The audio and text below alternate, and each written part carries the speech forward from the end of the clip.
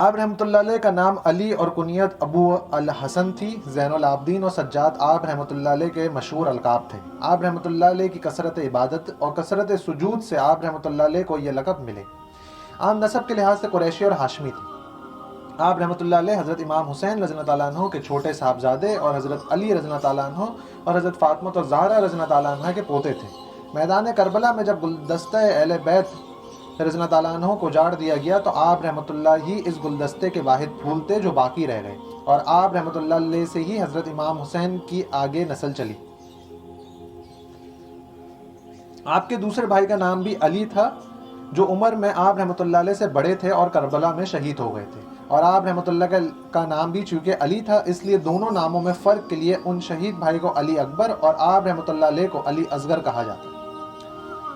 آپ رحمۃ اللہ علیہ کو 5 شعبان بروز جمعرات 38 ہجری میں مدینہ طیبہ میں پیدا ہوئے، یعنی آپ رحمۃ اللہ علیہ اپنے دادا حضرت علی کے دور خلافت میں ان کی شہادت سے 2 سال قبل پیدا ہوئے۔ آپ نہایت خوبصورت تھے، لوگوں کے بیچ میں آپ رحمۃ اللہ علیہ کا حسن و جمال بالکل نمایاں تھا۔ سر پر زلفیں تھیں جو کندھوں میں لٹکی رہتی اور مانگ نکلی ہوئی تھی، بالوں کو سیاہ اور سرخ قذاب کیا کرتے تھے۔ آپ خوبصورت لباس اور اعلیٰ قسم کے خوشبو استعمال فرماتے تھے کہ حتیٰ کہ آپ رحمۃ اللہ علیہ کے بدن سے منفرد اور عمدہ خوشبو پھوٹتی تھی۔ آپ سفید امامہ باندھتے اور کمر پہ اس کا شملہ چھوڑ دیتے، عمدہ قسم کی اوون کی چادر اور جبہ استعمال فرماتے اور ایک زرد چادر تھی جسے جمعے کے دن زیبتن فرماتے۔ آپ کا لباس عمدہ اور قیمتی ہوا کرتا تھا۔ سردیوں میں 50 دینار یعنی آج کے 10 لاکھ روپے کی اوانی چادر پہنتے۔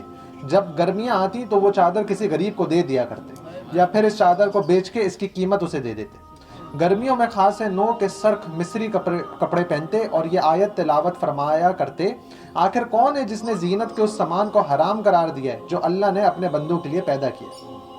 سفید ٹوپی استعمال فرماتے جو سر مبارک کے ساتھ لگی ہوتی، اور ایسا جوتا پہنتے جو آگے سے گول ہوتا۔ آپ کے 10 صاحبزادے اور 4 صاحبزادیاں تھیں۔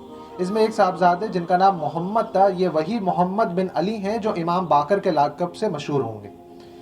سانحہ کربلا میں آپ کی شرکت۔ دیگر اہل بیت کے ساتھ میدان کربلا میں آپ بھی موجود تھے، مگر آپ رحمۃ اللہ علیہ بہت بیمار تھے، اس قدر شدید بخار تھا کہ بستر پہ ہی لیٹے رہے اور جنگ میں شرکت نہ کری۔ اس وقت آپ رحمۃ اللہ علیہ نوجوان تھے اور 23 برس عمر تھی، لیکن شدت مرض کی وجہ سے آپ رحمۃ اللہ علیہ چونکہ جنگ میں شریک نہیں ہو سکے، اس لیے ان دشمنوں نے آپ رحمۃ اللہ علیہ کو شہید نہ کر پائے۔ اگرچہ بدبخت شمر نے آپ رحمۃ اللہ علیہ کو بھی قتل کرنے کا ارادہ کیا تھا، مگر اس کے ساتھی یہ کر نہ سکے۔ اس کے علاوہ یہ بات ایک معجزہ سے کم نہیں کہ حضرت امام حسین رضی اللہ تعالیٰ عنہ اور ان کی نسل کو دشمن نے اپنے لحاظ سے صفحہ ہستی سے مٹا دیا تھا، اور اس عظیم نسل میں سے تنہا صرف آپ رحمۃ اللہ علیہ ہی بچے، اور اللہ تعالیٰ نے انہی اکیلے فرد کے ذریعے حضرت امام حسین رضی اللہ تعالیٰ عنہ کی نسل کو پوری روئے زمین پہ قیامت تک پھیلا دیا گیا۔ مدینہ منورہ پہنچ کے آپ رحمۃ اللہ علیہ نے وہیں مستقل رہائش اختیار فرما لی اور وقت کی سیاسی تحریکوں سے الگ تھلگ ہو کر علم دین حاصل کرنے اور اس کی تعلیم دینے میں مشغول ہو گئے، اور قرآن و حدیث اور فقہ اسلامی کی تدریس شروع فرما دی۔ چنانچہ امت کے بہت بڑے طبقے نے آپ رحمۃ اللہ علیہ سے قرآن و سنت کے علم کا فیض حاصل کیا۔ آپ رحمۃ اللہ علیہ نے نہایت ذوق شوق اور محنت و مشقت سے علم حاصل کیا، حتیٰ کہ ابن کثیر نے لکھا ہے کہ حضرت علی بن حسین رحمۃ اللہ علیہ نے ہر وہ راہ جس سے علم حاصل ہوتا ہو اس میں پوری جد و جہد صرف کر ڈالی۔ ایک دفعہ آپ رحمۃ اللہ علیہ حج کے لیے تشریف لے گئے۔ اتفاق سے اسی سال حشام بن عبد المالک بھی شام کے بڑے بڑے لوگوں کے ساتھ آیا ہوا تھا۔ اس وقت یہ ولی عہد تھا، یعنی ابھی بادشاہ نہیں بنا تھا۔ حشام بن عبد المالک طواف کرنے کے بعد حجر اسود کو بوسہ دینے کے لیے آگے بڑھا، لیکن ہجوم اتنا تھا کہ انتہائی کوشش کے باوجود نہ پہنچ سکا۔ مجبور ہو کر بوسہ دیا بغیر پیچھے ہٹ آیا، اور پاس ہی اس کے لیے ایک کرسی بچھا دی گئی جس پر وہ بیٹھ کر طواف کا نظارہ کرنے لگا۔ اسی دوران امام زین العابدین رحمۃ اللہ علیہ آئے اور طواف کر کے حجر اسود کی طرف بڑھے۔ انہیں دیکھ کے ان کے احترام میں لوگ پیچھے ہٹ گئے اور ہجوم بالکل چھٹ گیا، اور انہوں نے نہایت آسانی کے ساتھ حجر اسود کا بوسہ دیا۔ یہ منظر دیکھ کر ایک شامی آدمی نے حشام سے پوچھا کہ یہ شخص کون ہے جس کی لوگوں کے دلوں میں اتنی محبت و عظمت ہے؟ حشام آپ رحمۃ اللہ علیہ کو جانتا تھا، لیکن اس کے باوجود اس نے لا علمی کا اظہار کرتے ہوئے کہا میں نہیں پہچانتا۔ مشہور شاعر فرزوق بھی وہاں موجود تھا۔ اس عمدن لا علمی کے اظہار کو دیکھ کر اہل بیت سے اس کی محبت جوش میں آ گئی، اور اس نے کہا ان کو میں جانتا ہوں۔ شامی نے پوچھا کون ہے؟ فرزوق نے اسی وقت اہل بیت کی اس بزرگ ہستی کی شان میں عشق و محبت سے لبریز سے خوبصورت قصیدہ پڑھا۔ یہ قصیدہ بہت طویل ہے اور تاریخ کی متعدد کتابوں میں موجود ہے۔ ذیل جل اس کے چند اشعار ہیں جن کا ترجمہ ہے: یہ اللہ کے بندوں میں سے بہترین اولاد ہیں، یہ متقی ہیں، پاک صاف ہیں اور سردار ہیں، یہ وہ شخص ہے جس کے قدم کو سارا مکہ جانتا ہے، یہ وہ شخص ہے جس کو بیت اللہ جانتا ہے، اس کو تو طویل حرم جانتے ہیں، یہ وہ شخص ہے جب حجر اسود کا بوسہ دینے کے لیے اس کے قریب جائے تو اس کے ہاتھوں کو پہچان کر قریب ہے کہ حجر اسود کا کونا اس کے ہاتھوں کو پکڑ لے، یہ وہ شخص ہے جس نے کبھی لا نہیں کہا، لا کا مطلب نہیں، یعنی کبھی کسی مانگنے والے کو انکار نہیں کیا، اور سوائے کلمہ طیبہ کے کہ اس میں لا الہ الا اللہ کہنا پڑتا ہے، اس کی مجبوری ہو، یہ ہر تا حیات میں پڑھا جاتا ہے، اگر یہ مجبوری نہ ہوتی تو اس کی زبان سے لا کبھی نہ نکلتا۔ جب قبیلہ قریش جو کرم و شرافت میں مشہور قبیلہ ہے اس کو دیکھتا ہے تو کہنے والا بے ساختہ کہہ دیتا ہے کہ اس کے اخلاق پر کرم کی انتہا ہے، یعنی اس سے زیادہ کریم کوئی نہیں، اور جب کہیں اہل تقوی کا شمار ہونے لگے تو یہی لوگ اس میں بھی صرف مقتدا ہوں گے، اور جب یہ پوچھا جائے گا کہ دنیا کی بہترین ہستیاں کون ہیں تو انہیں لوگوں کی طرف انگلیاں اٹھائیں گے، اور حشام اگر تو اس کو نہیں جانتا تو سن، یہ فاطمہ کی اولاد ہیں اور اسی کے نانا صلی اللہ علیہ وسلم پہ نبوت ختم ہوئی ہے۔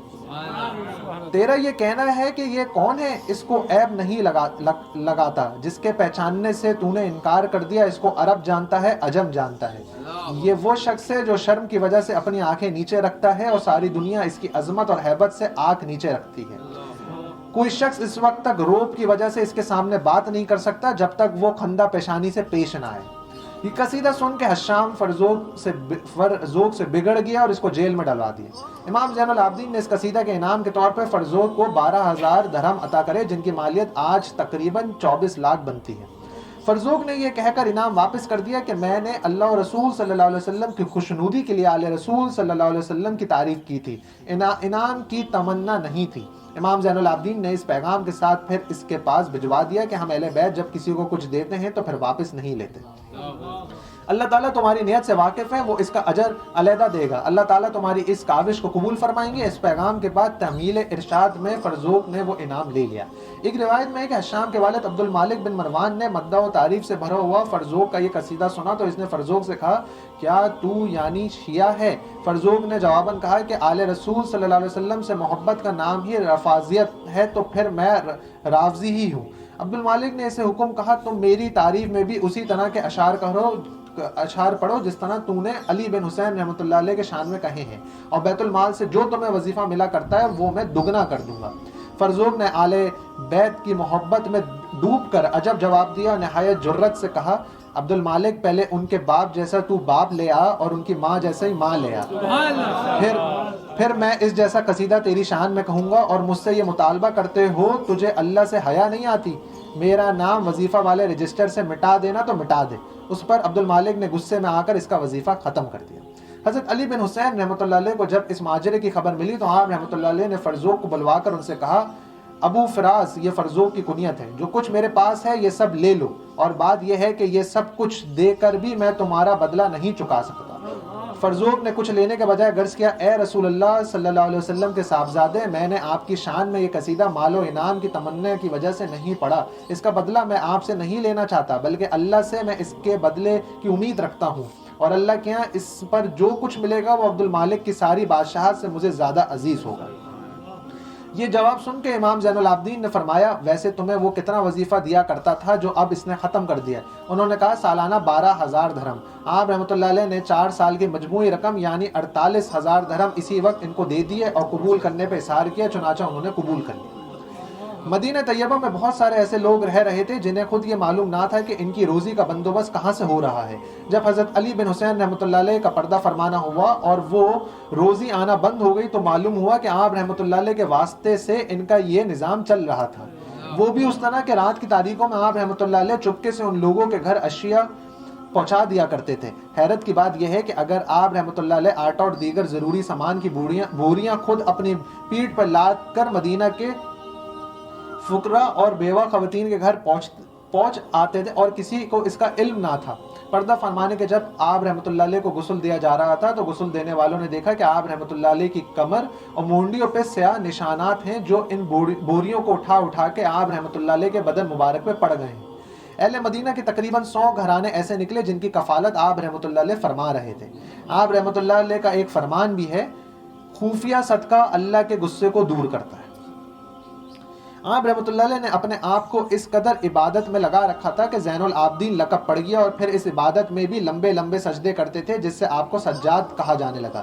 غیر معمولی عبادت کی وجہ سے پڑھنے والا آپ رحمۃ اللہ علیہ کا یہ لقب زین العابدین اتنا معروف ہو گیا کہ لوگ آپ کا اصلی نام علی بن حسین سے زیادہ آپ کے لقب زین العابدین سے واقف ہیں۔ علماء نے لکھا ہے کہ آپ رحمۃ اللہ علیہ عابد ہونے کے ساتھ ساتھ ایک زاہد یعنی دنیا سے بے رغبت انسان تھے۔ جب وضو کرتے تو آپ رحمۃ اللہ علیہ کا رنگ زرد پڑ جاتا، اسی طرح جب نماز کے لیے کھڑے ہوتے تو جسم میں کپی طاری ہو جاتی۔ کسی نے اس کا سبب پوچھا تو فرمانے لگے کہ تم نہیں جانتے ہو کہ ابھی کس کے سامنے کھڑا ہونے لگا ہوں اور کس کی سرگوشی کا وقت آ گیا ہے۔ ایک دفعہ آپ رحمۃ اللہ علیہ سجدے میں تھے اور اسی کمرے کو آگ لگ گئی جس میں آپ رحمۃ اللہ علیہ نماز پڑھ رہے تھے۔ لوگ جلانا شروع ہوئے، اے رسول اللہ کے صاحبزادے آگ آگ، چلانے لگے کہ اے رسول اللہ صلی اللہ علیہ وسلم کے صاحبزادے آگ آگ، مگر آپ رحمۃ اللہ علیہ اطمینان کے ساتھ ہی اسی طرح سجدے میں پڑے رہے اور نماز مکمل کی، حتیٰ کہ وہ آگ بھی بجھ گئی۔ بعد میں کسی نے کہا کس چیز نے آپ رحمۃ اللہ علیہ کو غافل کر دیا تھا؟ فرمانے لگے آخرت کی آگ نے اس آگ سے غافل رکھا ہے۔ آپ رحمۃ اللہ علیہ ایک مرتبہ مسجد سے باہر نکلے تو راستے میں ایک شخص نے آپ کو گالیاں دیں۔ آپ رحمۃ اللہ علیہ کے غلام اور خادم اس کی طرف لپکے، مگر آپ رحمۃ اللہ علیہ ان سے فرمایا اس شخص کو چھوڑ دو، کچھ نہ کہو۔ پھر خود اس کے پاس تشریف لے گئے اور فرمایا ہمارے جو گناہ اور عیب اللہ نے تمہاری نگاہوں سے چھپا رکھے ہیں وہ ان سے کہیں زیادہ ہیں جو تم نے کہے ہیں۔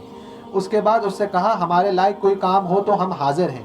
یہ سن کر وہ آدمی پانی پانی ہو گیا۔ آپ رحمۃ اللہ علیہ نے فی الوقت جو چادر اڑی رکھی تھی اسے ہدیہ کے طور پہ دے دی اور اس کے علاوہ اس کو 1000 درہم بھی دے دیے۔ اس ماجرے کے بعد وہ آدمی ایسا آپ رحمۃ اللہ علیہ کا عقیدت مند ہوا کہ آپ سے کہنے لگا میں گواہی دیتا ہوں کہ آپ پیغمبر کی اولادوں میں سے ہیں۔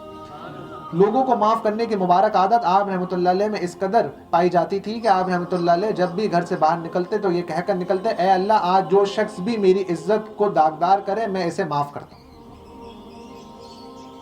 آپ سختی سے کوسوں دور نہایت نرم و مزاج انسان تھے، اور اس قدر مزاج میں نرمی تھی کہ انسان کو درے کنار جانوروں تک کو بھی نہ مارتے تھے۔ چنانچہ لکھا ہے کہ آپ رحمۃ اللہ علیہ نے اپنے اونٹ پہ مدینہ سے مکہ جاتے تھے اور پھر اس پر واپس مدینہ آتے تھے۔ اس پورے سفر میں آپ رحمۃ اللہ علیہ اس کو ایک مرتبہ بھی نہ مارتے۔ یہ آج وہ چند واقعات ہیں جو ہم نے حضرت امام زین العابدین رحمۃ اللہ علیہ کے پڑھنے کو ملے اور چند باتیں سمجھنے کو ملی، اور اس میں سب سے جو شاندار بات چیت رہی وہ بات چیت یہ رہی کہ اتنا کچھ ہونے کے باوجود جہاں یہ آخری وہ ہستی مردوں میں اہل بیت کے رہ گئے تھے کربلا کے بعد، انہوں نے وہاں مضبوطی سے یزید کے پورے دربار کو ہلا دیا، جس کے اوپر یزید نے ان کو یہ کہا کہ میں تو امام حسین کو نہیں مارنا چاہتا تھا، یہ تو کوئی غلط فہمی ہے، کیونکہ وہ اب گھبرا اٹھا تھا کہ یہ شخص کیسے بچ گیا۔ وہ یہ باتیں اس لیے کر رہا تھا کہ وہ گھبرا اٹھا تھا کہ یہ شخص کیسے بچ گیا۔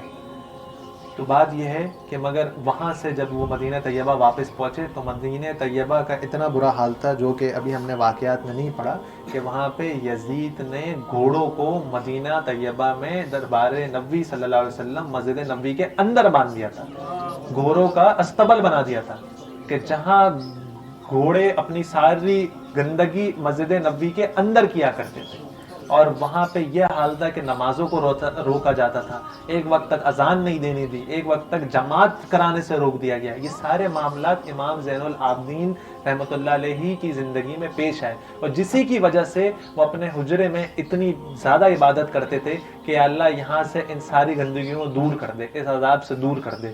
اور انہوں نے کوشش کری کہ لوگوں کو یہ سکھاتے رہے کہ واپس دین کے اوپر آ جاؤ، واپس ان معاملات کے اوپر آ جاؤ جو میری آل یہاں سے چھوڑ کے گئی ہے۔